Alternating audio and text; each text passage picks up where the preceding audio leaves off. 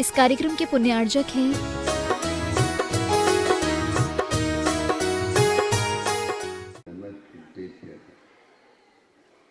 अहिंसा परमो धर्म के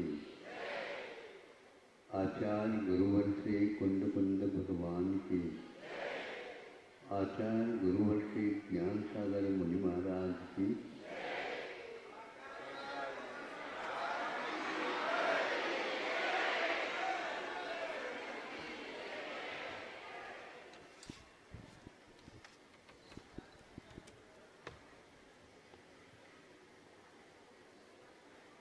नमो लोये सर्वसा। लोक में जितने भी साधु हैं उन्हें नमस्कार। उनका चमत्कार, उनकी साधना और उनकी दृष्टि हम लोगों के लिए पूज्य है, श्रद्धा का विषय है। क्योंकि दुनिया में वैसे बहुत कुछ साधनाएं होती हैं, किंतु यह साधना हमें हमारा उत्कृष्ट जो साध्य है उसको प्रदान नहीं कर सकते, किंतु यह साधना हमें तात्कालिक अथवा कुछ समय के बाद अपना चमत्कार दिखा देते। आज उसी प्रकार के एक साधु का चित्रण पुराण के आधार पर यहाँ पर किया जाए। आज उस प्रकार के तपस्वियों का हमें साक्षात्कार, हमें दर्शन, हमारे आँख पवित्र नहीं हो पा रहे, फिर भी हम ये पुनादि चित्तम दुर्गांजनेभ्य, हे भगवान आपका नाम स्मरण भी हमारे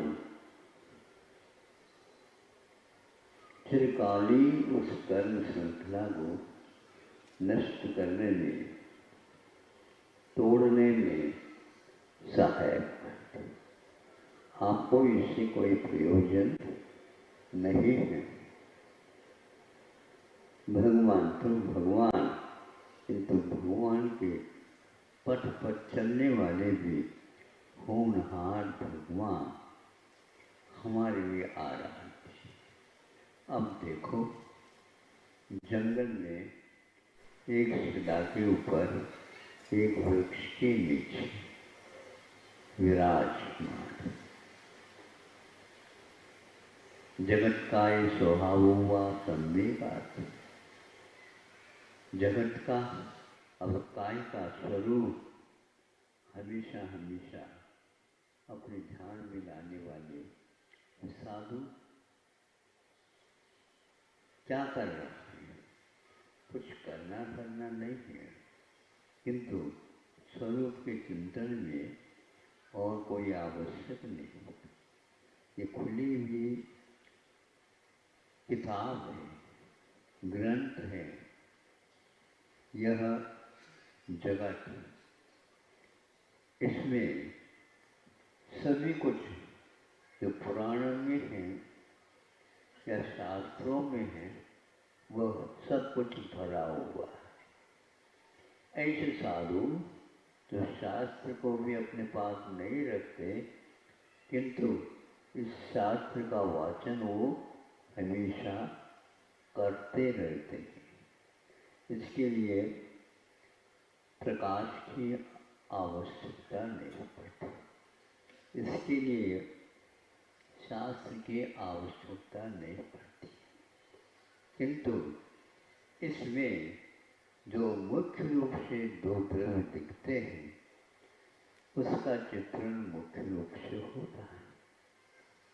अब वो बैठे हैं, सोच रहे हैं, तो एक 500 कुत्तों का समूह उनके पास आने की ओर है और धीरे धीरे नहीं, वो दौड़ते हुए इनके ऊपर आक्रमण करने की तैयारी में है।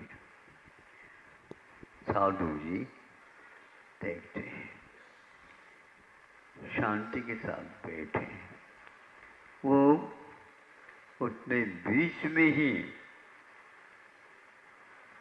कीलित हो जाते हैं, रुक जाते हैं। उनका काम एक प्रकार से जिस उद्देश्य को लेकर के वो आए थे, अथवा उन्हें यहाँ पर किसी ने भिजवाया था, वो भी आगे तीर्थंकर होने वाले हैं, उसको भी ध्यान में हम रखें। किंतु वो अपमान से कुत्ते जो कि उनको काट कर समाप्त करने वाले थे, पर रुक गए। जिन्होंने भेजा था 500 को, वो सोचता है कि कोई मंत्र तंत्र करने वाले गारुड़िया हैं। गारुड़िया का अर्थ क्या होता है? बहुत पहुंचने वाले साधु जी गारुड़िया नहीं कहलाते हैं। गरुड़ मंत्र का एक प्रकार से जिन्हें लाभ हुआ है, वो प्राप्त नहीं करते, प्राप्त हो जाता है। वे प्रयोग नहीं करते, किंतु उसका प्रभाव देखने को उपलब्ध होता है। एक नहीं, 2 नहीं, 3 नहीं, 100 नहीं, 200 नहीं, 500, एक से एक सिंह के समान उनके जवाड़ वगैरह देखने को मिल रहे थे। दांत उसमें बहुत तीखे हैं, किंतु वे अभी काम नहीं कर पाए। उन्होंने सोचा भेजने वाले ने, इसको इन लोगों ने कीलित किया है। उसी समय एक बीच में बड़ा सर्प आ गया। अब वो उनका रास्ता ही बंद हो गया। अपने पास धनुष और तीर दोनों थे, इसके माध्यम से उसको उन्होंने दूर करने का प्रयास किया, किंतु वह दूर नहीं हुआ। उसको भी घायल होकर के वहीं पर मृतक होना पड़ा। स्वयं जो कुछ मारने के लिए आया था, वह भी प्रकारांतर से उससे दूर हो गया। सुन रहे हैं आप लोग? आवाज नहीं आ रही? अच्छा, बहुत अच्छा। क्योंकि मनोयोग के साथ सुनो, नमो लोये सऊ साहु नम का क्या प्रताप रहता है, इससे देखने को मिलता है। तो उसी मृतक सर्प को उन्होंने महाराष्ट्र के गले में लटका दिया और चल गया।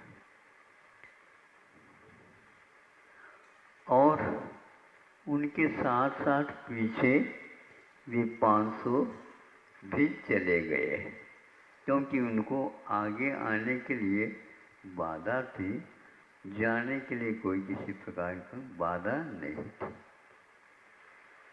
और जाकर के उस व्यक्ति ने अपने पत्नी को बताया, हमने 7-8 दिन पूर्व में एक ऐसा दृश्य देखा और ऐसा ऐसा घटित हुआ।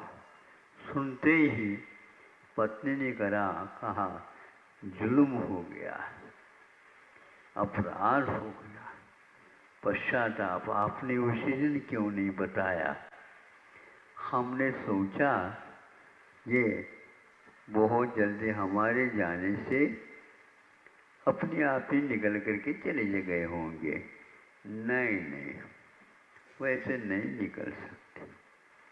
कि ये किया हमने, कहाँ है वो स्थान तो याद, हाँ ये है। स्थान तक पहुंच गए। उसने सोचा जाते समय श्रावक भी अपना बहुत बहुत उपयोग को उपयोग में लाता है। ये 7-8 दिन हो गए, अवश्य ही वहाँ पर जीव जंतु उनको खा रहे होंगे। देखा, शक्कर साथ के साथ ले आया था। कीड़े मकोड़े चींटी वगैरह जो होते हैं, शक्कर के कण से बहुत प्रेम रखते हैं और चारों ओर उसको शक्कर को बुरका दिया। बस 2 मिनट 1 मिनट हुआ नहीं, कहाँ से सारी चींटियाँ, छोटी बड़ी लाल पीली सफेद आदि सब आ गए और शक्कर को खाना प्रारंभ कर दिया। महाराज वह शरीर उन चींटी वगैरह खाने से एक प्रकार से जर्जरित अथवा यूं कह दो छेददार हो गया था। छोटी छोटी छिद्र जो है उसमें उभर करके आ गए थे। आंखों में से पानी आ गया, किंतु क्या कर सकते।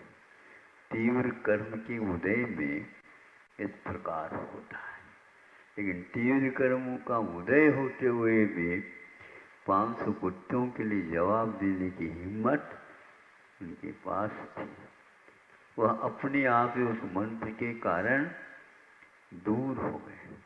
विद्याएं, मंत्र भी कभी कभी निरीहता रहती है तो वह अपने आप काम कर जाती। कराएं ये कोई नियम नहीं रहता और ऐसा ही हुआ। जब पूर्ण उपसर्ग दूर हो गया, नमोस्तु करने के लिए सामने बैठ गए। महाराज जी का ध्यान पूर्ण हो गया और भक्तों की ओर देख करके उनके नमोस्तु के बदले में सद्धर्म वृद्धिरस्तु ये आशा, यह आशीर्वाद मिला। तब पत्नी जो थी, उन आपको कथा तो ज्ञान है, ज्ञात है, नाम भी शायद आप लोगों को ज्ञात होंगे, इसलिए नाम के बिना हम चल रहे हैं। हमारा काम चल रहा है, आप लोगों का भी चल रहा है। हाँ मेरे महाराज, नाम तो हमारे पास भी है। अब पत्नी ने कुछ सोचा नहीं, लेकिन पति ने ये सोचा, अरे ये क्या बात है। जब सर्प, मरे हुए सर्प को इनको गले में कुंडली के रूप में रख करके मैं गया था, वह ज्यों का त्यों है। ये क्या, और आशीर्वाद सब दे। जब ध्यान के बाद ध्यान छोड़ दिया, उस समय उनको संबोधित भी किया। तब पति को यानी सैनिक को ये रहा नहीं गया कि इस प्रकार की साधना के साथ भी भीतर से भी, बाहर से भी, भीतर से भी समता भर बस हो जाए, फिर तो अपना वैभव अपने आप ही भागता हुआ आएगा। स्वीकार करो, स्वीकार करो ऐसा कहेगा, किंतु फिर भी उसको स्वीकार करने की चीज नहीं है। तो ये पूछा, यही एकमात्र साधना होती है। आज इस कथा को हम पढ़ते हैं, उसका लक्ष्यांश भी हम लोगों के जीवन में वो साधना अभी नहीं आ पाई,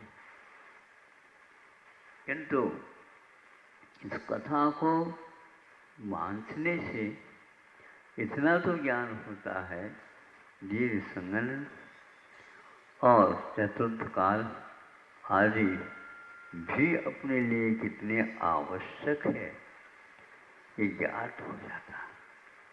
यद्यपि वह अपने लिए दिशा बोध भी दे सकते हैं और दिशा बोध को समाप्त भी कर सकते हैं, क्योंकि विषय और वासनाओं में जब संसारी प्राणी लीन हो जाता है तो इसका कोई मूल्य नहीं होता।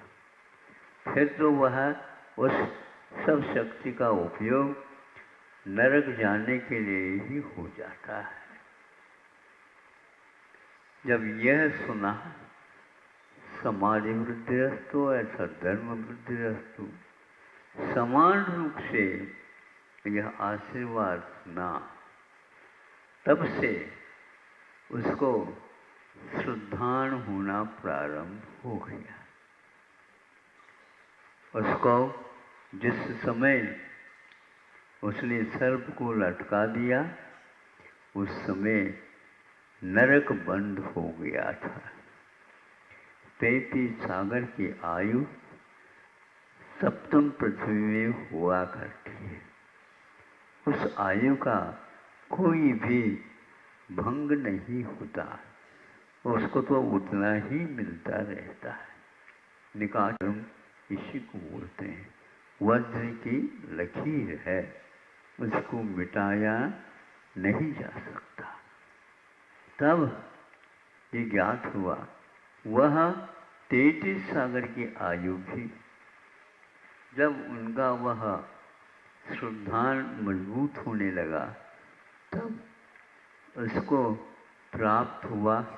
उसके फल स्वरूप जैसे जेलों में अच्छे कार्य यदि कर जाते हैं कैदी, तो जेलर के माध्यम से उसके दंड को विभाजित कर देते हैं, कम कर देते हैं।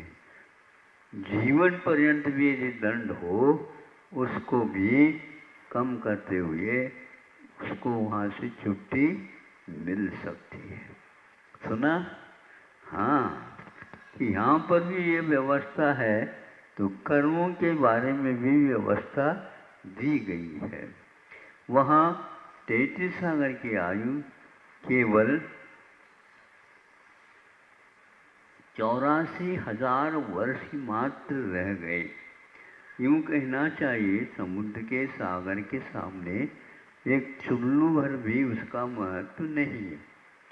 इतना उसके पास श्रद्धान को आप मजबूत बनाए, चारित्र को भूलिए नहीं, किंतु चारित्र में भी जो विकास होता है वह सम्यक दर्शन के विकास के साथ चलता है, अथवा सम्यक चारित्र के विकास के साथ सम्यक दर्शन का भी विकास होने लग जाता है। ये एक दूसरे के भाईचारा निभाते हैं। ये ऐसे हैं, रत्नत्रय मिल करके ही काम होता है, अकेले अकेले में मार्ग नहीं होता। इसलिए मार्ग पर चलना चाहते हो, इन तीनों का जोड़ बना करके ही चलो। आज इस जीवन में ना हो, किंतु अगले जीवन में तो हो सकता है। इस जीवन में अनुष्ठ के रूप में भी हम पालन कर सकते हैं, अथवा श्रवण के रूप में भी पालन कर सकते हैं। हुआ यह सब होने के उपरांत उसका दिनों दिन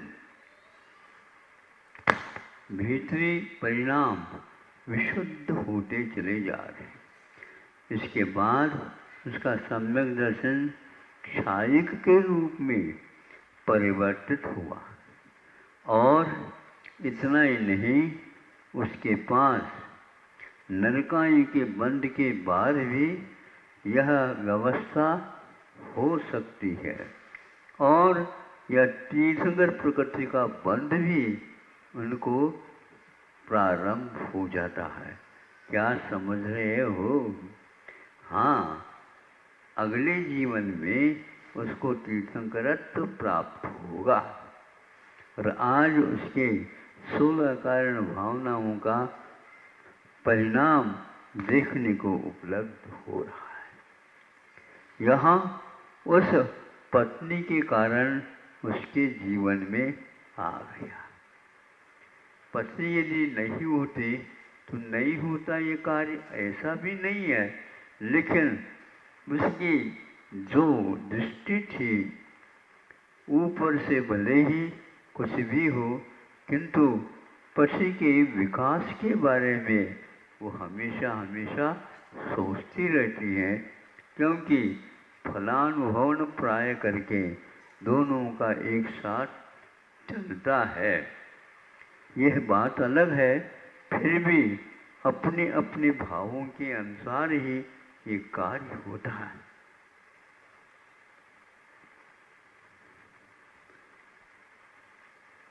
जब ये बात सामने आ गई तो अगले जीवन में जो तीर्थंकर होने वाला है, और वो भी भरत खंड में ही, जो कि ओम महापद के रूप से ख्यात होगा। और आप लोगों के लिए उस समय यदि आप भी रहेंगे तो समोसन में बैठने का सौभाग्य भी प्राप्त होगा।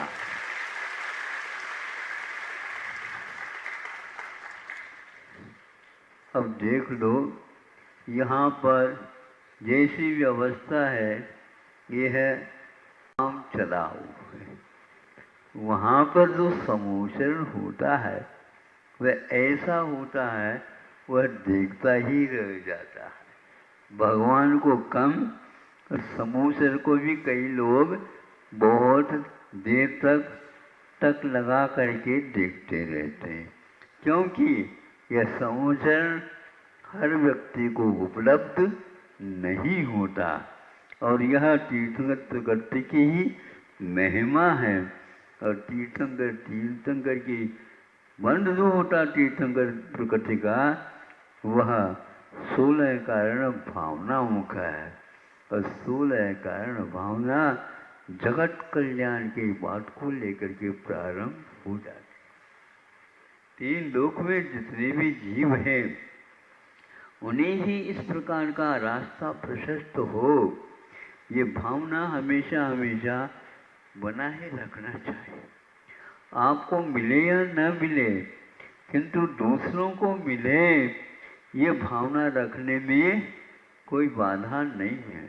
लेकिन इसकी भी दरिद्रता हम अपने में देखते हैं।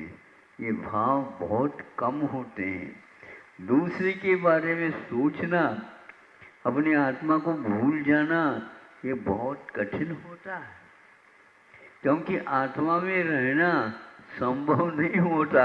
उस समय ज्ञात होता है अब मैं कहाँ जाऊं, तो वह 3 लोक के हित के बारे में सोचता है। तीर्थंकर समोचन में भी त्रिभुवन हित विशद वक्कानम कहा है।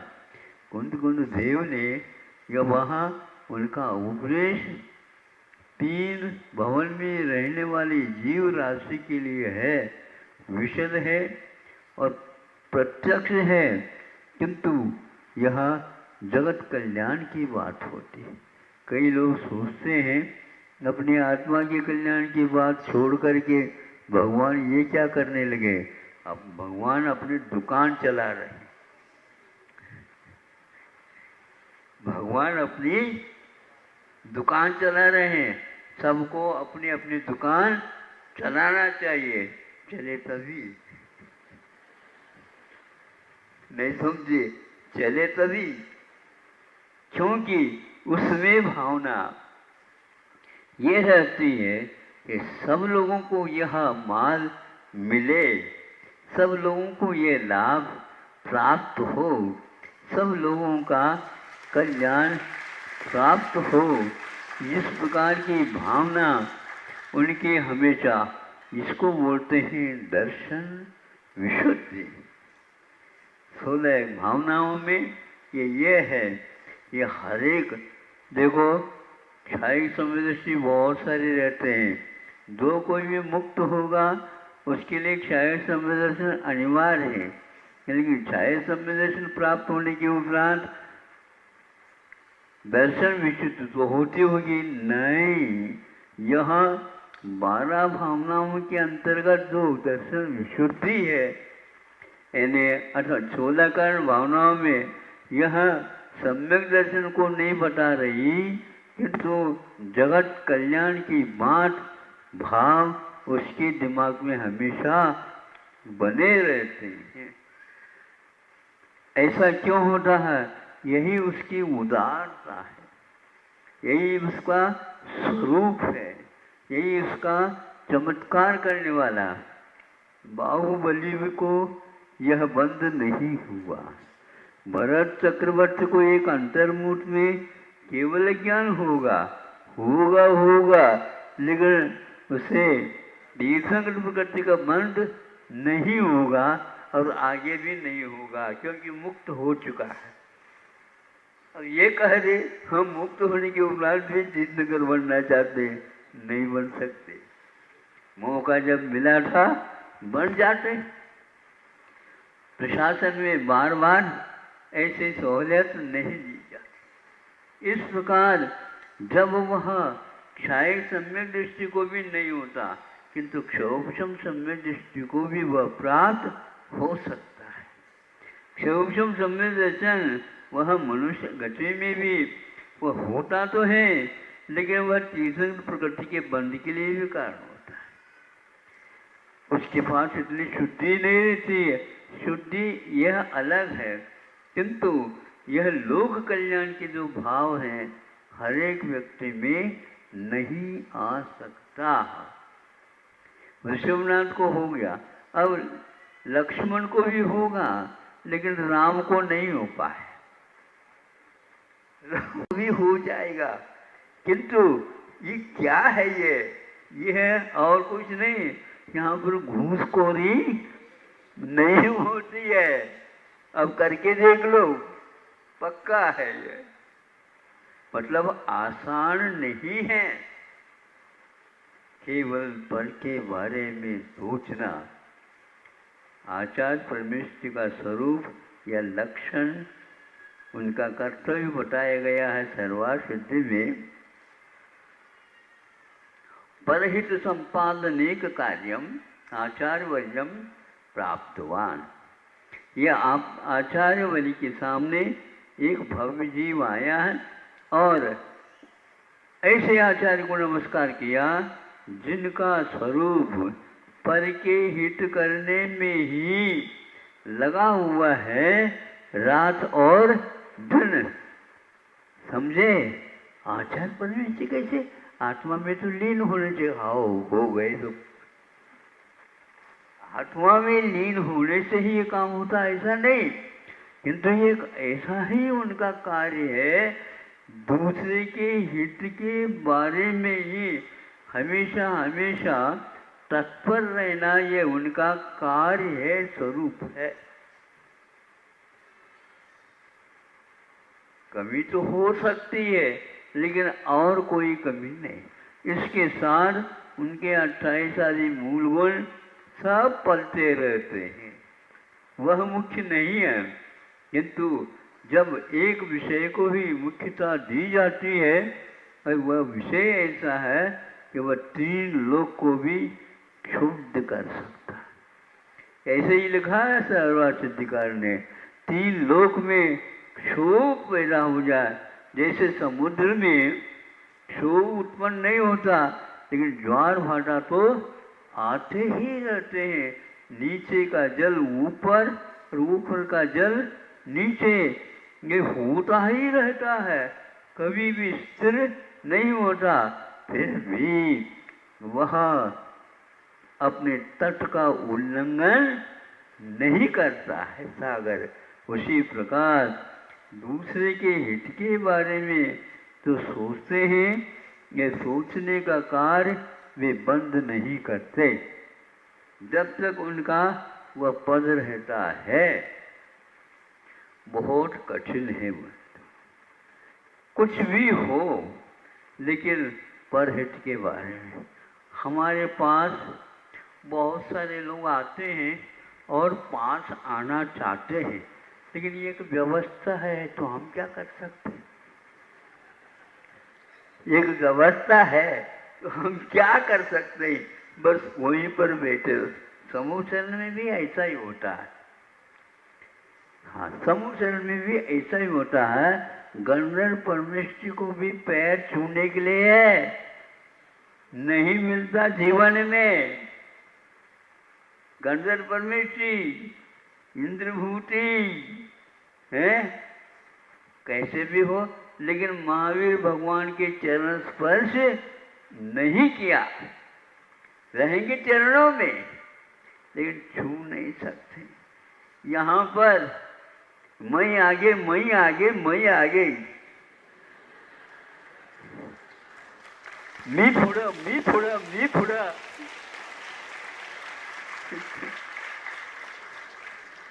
पुढारी होऊन येतात।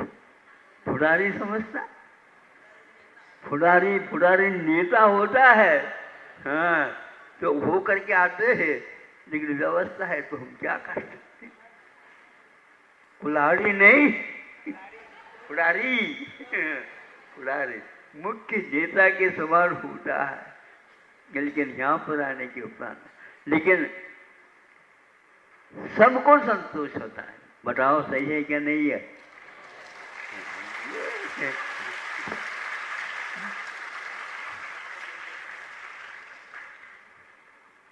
दूर से आए थे, लेकिन दर्शन तो कम से कम मिल गया।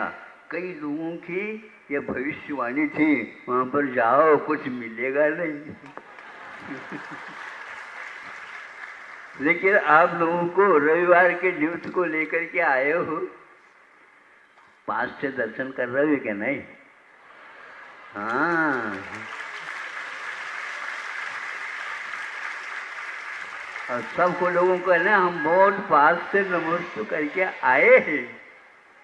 ये बात अलग है, चरण स्पर्श नहीं हुआ। कैसे नहीं हुआ? हमेशा हमेशा मैं सोचता हूँ ये लोग चरण स्पर्श किए बिना जाते नहीं। हाथ से नहीं स्पर्श हो, किंतु आंखों से तो होता ही।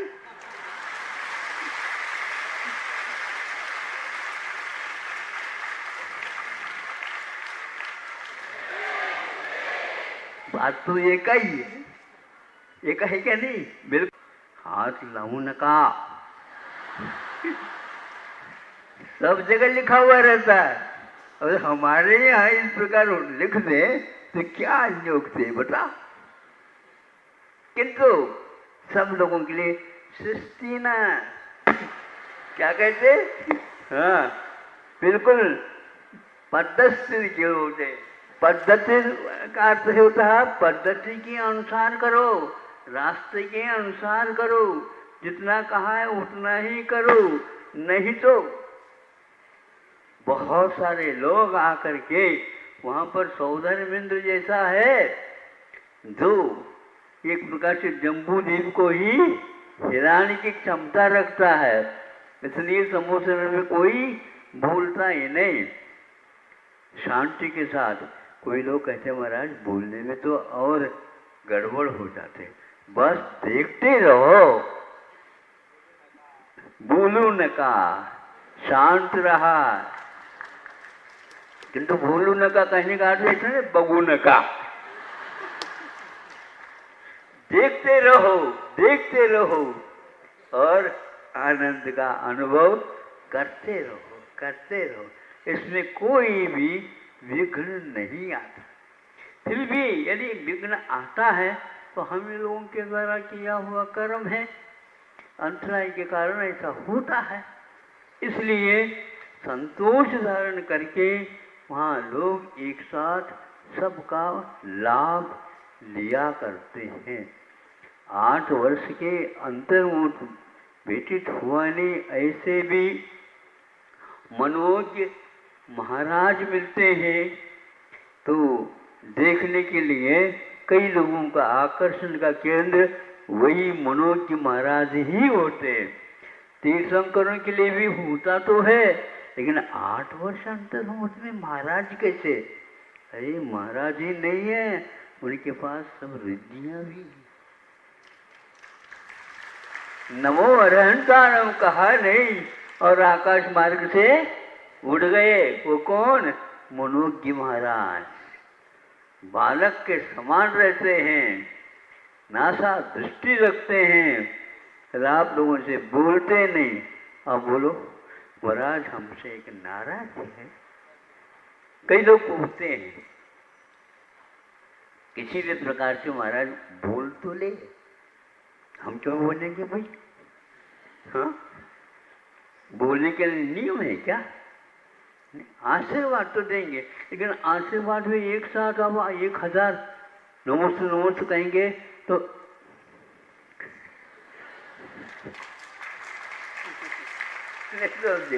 यूं करते ले इधर हो जाएगा, यूं करने से इधर हो जाएगा।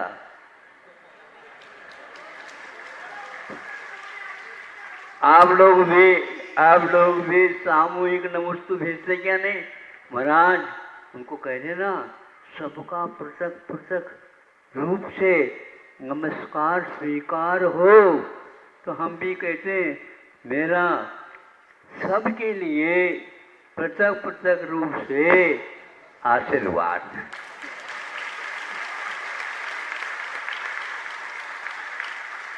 जैसा प्रश्न किया था वैसे उत्तर दिया जाएगा।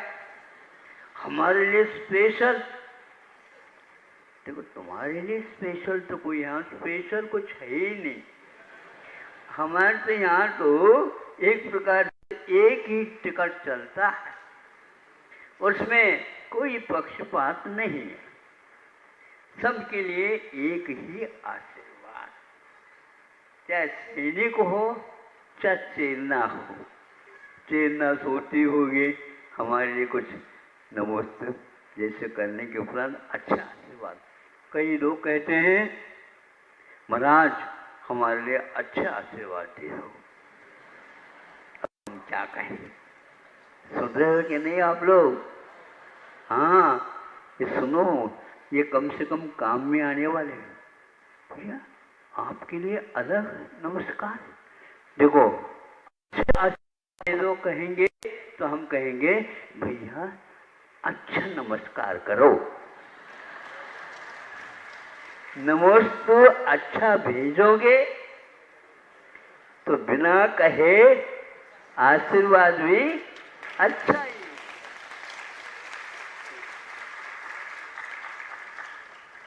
आमच्याकडे बघून तरी घ्या ना महाराज।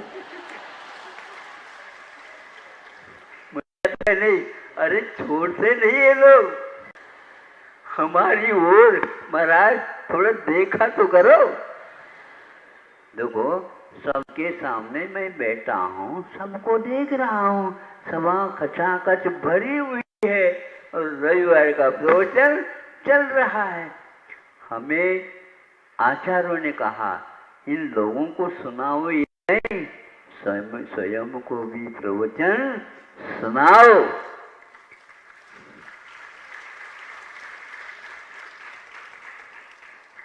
क्योंकि अपने लिए भी सुनाना अनिवार्य है। शब्द किस ढंग से निकल रहे हैं, इनके उच्चारण के साथ ठीक है क्या नहीं, यह देखना भी सावधानी का काम है। इसलिए वो श्रावक और वक्ता इन दोनों के लिए हुआ करता है। इस प्रकार हमें यह सोचना चाहिए कि समुद्र में बैठे और मुनियों की सभा में केवली भी है, पर ज्ञानी भी है, अवधि ज्ञानी भी है और मत ज्ञानी सतज्ञानी केवली भी है, सब कुछ बैठे हैं, किंतु सब लोग मुनियों की कोठी में विराजमान है। क्यों? केवल ज्ञान होने के उपरांत क्यों वहां पर बैठे हैं? अरे भाई समुद्र की शोभा तभी है, अकेले तीर्थंकर महाराज से नहीं, किंतु समुद्र की शोभा पूरे पूरे श्रावक श्राविका और मुनि आर्य का ये जो चतुसंग है इसके साथ माने गए। ये समोशरण का संग है। हाँ, ये सभी देवी देवता सब गठियों के जीव नारकी नहीं बनते, किंतु तिर्यंश भी अपने कोठी में बैठे रहते। क्या महिमा है समोशन को देखने से। मनुष्य यदि है, देव नहीं है, तो संभव है तीर्थंकर प्रकृति का उसको भी बंद हो सकता है और होता है। मुनि बनने के बाद भी तीर्थंकर प्रकृति का बंद हो सकता है, होता है। ऐसा यह समोशरण जब हमें मिलेगा, आप लोग और कोई भी निदान मत करिए। हमें उसका पूर्ण नाम यदि लेना है तो मुझे ये चाहिए, मुझे ये चाहिए नहीं, मुझे तो घन रजसाम क्षय। नंदीजन भक्ति में आता है, घन रजसाम का अर्थ घातिया कर्मों का नाश करने के लिए मैं यह स्तुति लिख रहा हूँ और कर रहा हूँ। उसी प्रकार मैं भी ये कहता हूँ, यह उपदेश मैं स्वयं के लिए भी दे रहा हूँ और दूसरे के लिए भी दे रहा हूँ। मेरे भी घाती कर्म क्षय को प्राप्त हो भगवान। और पंचम चारित्र लाभाय। पांचवा चारित्र कौन सा है? यथाख्यात चारित्र है, जिसके द्वारा केवल ज्ञान की प्राप्ति होगी, हो सकती है। 11वें गुण स्थान में यदि है तो नहीं होगी, 12वें गुण स्थान में यदि है तो अवश्य उसको केवल ज्ञान का लाभ मिलेगा। इसलिए हमें उच्च पद के बारे में सोचना चाहिए, संसार के विषय के बारे में नहीं सोचना चाहिए। एक गरीब से गरीबी व्यक्ति है, बाहर से है, किंतु भीतर से उसके पास भी वही वैभव विद्यमान है जो सबके पास है। इस प्रकार समता के साथ चलने वाला यह मोक्ष मार्ग, समता के धनी और समता के बहुत उत्कृष्ट साधना करने वाले तीर्थंकर होते हैं। और तीर्थंकर कभी तटस्थ अवस्था में बोलते नहीं। सुन रहे हो? हाँ, क्योंकि बोलते क्यों नहीं है? साध्य को हमने अभी सिद्ध नहीं किया तो आपसे क्या बोले। इसलिए बोलने की इच्छा नहीं करते हुए मौन साधना उनकी हजारों वर्ष तक चली। विश्वनाथ भगवान की, महावीर भगवान की 12 साल। हाँ, वो कोई किसी से बोले नहीं। सोचो, विचार करो, माता पिताओं से भी नहीं। कौन माता कौन पिता? ये तो घर जब तक है तब तक के लिए है। अगले जीवन में जो होने वाले थे अब तो वो रुक गए, किंतु पिछले जीवन में जो होते हैं वो उनका केवल ज्ञान में झलकना हो रहा है। ये सब व्यवहार नहीं के विषय है। साधना के क्षेत्र में निश्चय का विषय प्रौढ़ होता है और मुख्य होता है। इसलिए ये विचार नहीं करो हर समय अपने कर्मों के ऊपर विश्वास रख करके, कर्मों के उपाय के बारे में विश्वास करना यह श्रावकों का भी कर्तव्य है, क्योंकि उनका भी अप्रत्याख्यानावरणी कर्म का क्षयोक्षम हो चुका है। इसी प्रकार प्रत्याख्यान का क्षयोक्षम होने से मुनियों के पास भी यही रहता। विपाक विषय धर्म ज्ञान करने में ये दोनों श्रावक श्राविका और मुनिया ये सारे के सारे रात दिन लगे हुए रहते हैं। फिर भी इसमें यह तारतम्य क्षयोक्षम के कारण होता है। यह सब बातें सैनिक राजा ने भी 60,000 प्रश्नों के साथ किए हैं, दिए हैं, लाभ हुआ है। सैनिक राजा एक प्रकार से वो महापद्म बनने वाले, किंतु अभी क्योंकि पाप उन्होंने किया था उसका दंड अवश्य मिल रहा है, किंतु 33 सागर के स्थान पर केवल 84,000। इसके बाद वे अब किसी भी प्रकार से जन्म, जरा और मृत्यु से ग्रसित नहीं होते। हमें चाहिए जो अनादिकाल से कार्बन शरीर, तेजस शरीर अपने पीछे लगे हुए हैं, उनका क्षय कब हो? उनका क्षय, उनका दग्ध होना सांसारिक किसी अग्नि इत्यादि के द्वारा नहीं संभव है। अपने परिणाम के द्वारा बंधे हैं, विश्राम परिणाम के द्वारा उनका उपसंहार होने वाला है। एक बार उनका उपसंहार हुआ नहीं, दूसरे क्षण में संसार रहेगा ही नहीं। ऐसी साधना को हम अपने विषय बनाओ, इस भव में नहीं सही, किंतु अगले भव में तो भगवान आपके सानिध्य में ये सब कुछ हो। इसलिए ये ध्यान रखो, कुछ ऐसे पद भी हैं जो अच्छे अच्छे मुनि महाराज साधक को उपलब्ध नहीं होते। समूह शरण में बैठे रहते हैं लेकिन उनको उपलब्ध नहीं होते। कौन किसको? परिहार विशुद्धि संयम हरेक मुनि महाराज को प्राप्त नहीं होता। वह तो केवल साक्षात तीर्थंकर उनके पाद मूल में बैठ करके ही प्रत्याज्ञान नाम का जो पूर्व है उसका अध्ययन किया जाता है। धन्य है वे मुनि महाराज भी जिनके पास परिहार सिद्ध संयम प्राप्त होता है।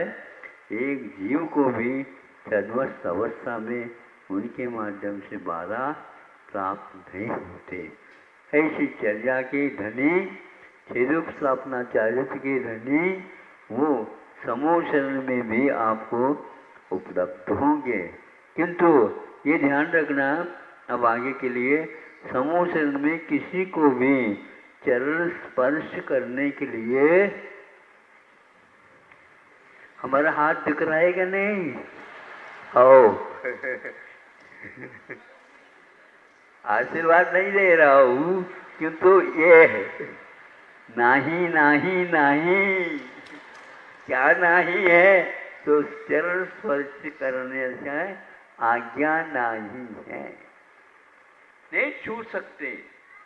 ये छूने की चीज नहीं, फिर भी उनके दिव्य धनी का स्पर्श हमारे भीतर तक होता रहता है। भगवान स्वयं अपने मुख से यहाँ वाणी छोड़ते हैं और आपको वह वाणी स्पर्श कर जाती है और लीन हो जाती है।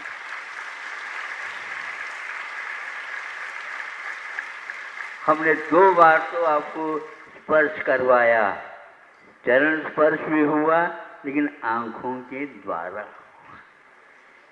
बंद करके चरण स्पर्श करो, आनंद नहीं आएगा, और आंखों से देख करके चरण स्पर्श करो तो ये स्पर्श तो हो गया। महिलाएं कहते हैं हमें स्पर्श करने का सौभाग्य नहीं, क्यों नहीं है? चरणों को देखते रहो। कैसे देखिए महाराज, पास से तो मिलता नहीं। जब आहार हो जाता है 1-8 घंटे तक यही आप कार्य करो तो आपको कौन रोक सकता है? बस देखते रहे चरणों को। स्पर्श नहीं हुआ है, बिल्कुल थक जाओगे आप लोग। हाँ, अब 1 घंटे से आप लोग अनिमेष सुन रहे हैं और देख रहे हैं, इसके लिए कोई किसी ने मना किया? कितना लाभ हो गया होगा? है तो महाराज, लेकिन फिर भी हम इसको समझते हैं घटिया। इसको घटिया बोल रहे हो? नहीं, इससे बढ़िया और भी कुछ नहीं हो सकता। इसलिए अपनी दृष्टि को मांझ करके आया करो। अपने दिमाग को थोड़े से अच्छे, क्या बोलते हैं, ब्रेन वॉश हाँ, अपने मस्तिष्क को थोड़े से अच्छे ढंग से धो धा करके आया करो और पवित्र मन से सोचा करो। अब देखो सब कुछ नहीं होता, लेकिन आपका मन क्या भगवान को छू नहीं रहा? बोलो, छू रहा है? तो ऐसे क्यों धीरे से बोल रहे हो? हैं? भोजन नहीं किया आज? बोलो फिर अच्छे लगे। नहीं महाराज, भगवान का भी वह सब कुछ है। अभी समय हो गया है, ज़्यादा तो नहीं होना चाहिए। अगले रविवार जब आएगा उस समय देखेंगे। यह प्रवचन बहुत लंबा भी दिया जा सकता है, किंतु हमें कहा गया है ज़्यादा लंबा नहीं खींचना, क्योंकि श्रावकों के लीवर की जो सिस्टम है वह बहुत कमज़ोर है। इसलिए ज़्यादा खिलाओगे तो पचेगा नहीं। इसलिए आप लोगों के ऊपर दया करके यहीं पर वक्तव्य को पूर्ण कर रहा हूँ। आँखों के द्वारा स्पर्श और मन के द्वारा भी स्पर्श, ये पक्का है।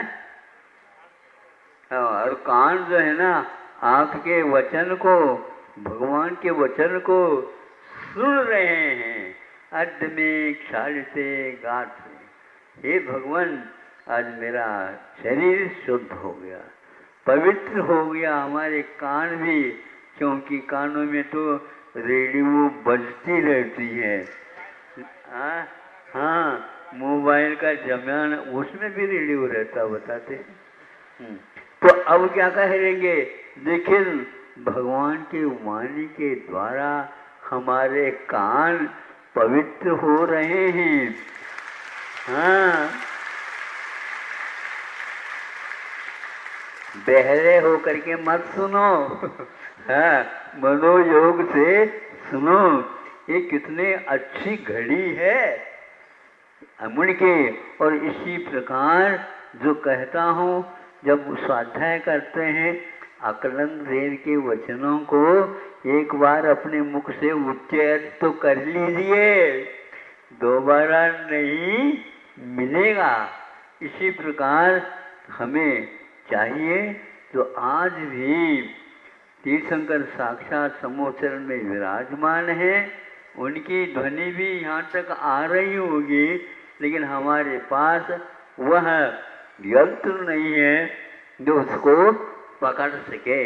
हमें छू छू करके जा रहे हैं वो तरंगे, उनके शब्दावली यहाँ तक आकर के छू करके जाती है, किंतु हमें वह पकड़ में नहीं आते हैं।